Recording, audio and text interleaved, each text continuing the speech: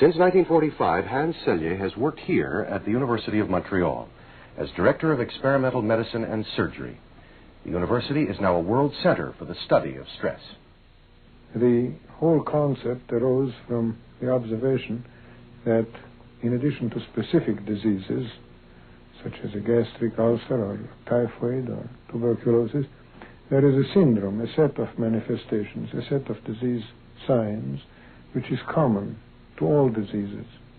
For example, that you lose your appetite, you feel ill, you have no energy, you want to lie down rather than get up.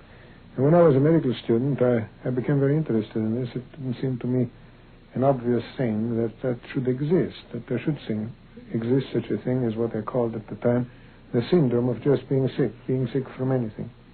And when I published my first paper on it, some 10 years after I first confronted that problem as a medical student, I published it in the British journal Nature under the title A Syndrome Produced by Various Noxious Agents. What are the diseases of stress?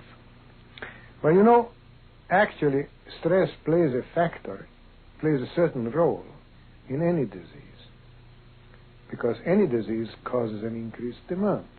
You always have to come back to this definition in order to understand it. But there are some diseases in which stress is a decisive factor, and there are a whole lot of diseases that have no apparent cause. And people have been looking for the cause of it for a long time, but there is no cause, because the cause is just any effort. Anything that causes stress. What is your personal attitude towards stress, towards the stress that's put on you? Stress is the salt of life.